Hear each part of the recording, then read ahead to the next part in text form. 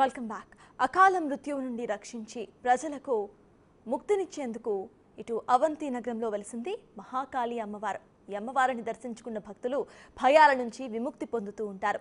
దేశంలోనే మహిమాన్విత క్షేత్రమైన ఉజ్జయిని మహంకాళి అమ్మవారి చరిత్ర, ఆలయ వైభవాలు ఇప్పుడు తెలుసుకుందాం.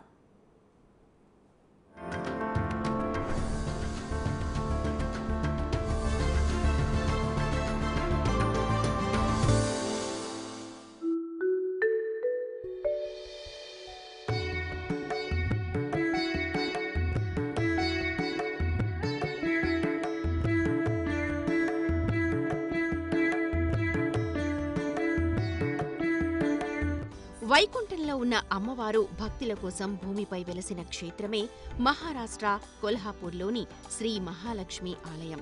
అష్టాదశ శక్తి పీఠాల్లో ఈ క్షేత్రం 7వది. సతీదేవి ఎడమ కనుగుడ్డు పడిన ప్రాంతం కొల్హాపూర్. ఇక్కడ అమ్మవారు మహాలక్ష్మి రూపంలో వెలిశారని స్థల పురాణం చెబుతోంది. ఇక్కడ అమ్మవారిని అంబాబాయి అని కూడా పిలుస్తారు. ఇక్కడి స్థల పురాణం ప్రకారం అగస్త్య మహాముని ప్రతి సంవత్సరం కాశీకి వెళ్లి అక్కడి విశ్వనాథుణ్ణి దర్శించుకుని వచ్చేవాడు. అయితే వయోభారం వల్ల ఓ ఏడాది కాశీకి వెళ్లలేకపోయాడు.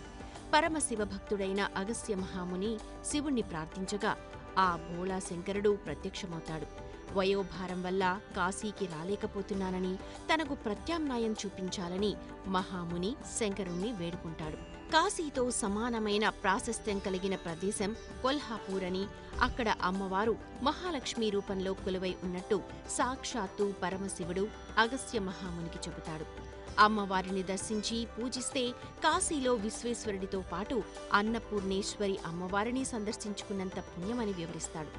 అప్పట్నుంచి అగస్త్యుడు తనకు దగ్గరగా ఉన్న కొల్హాపూర్లో అమ్మవారిని సందర్శించుకునేవాడు.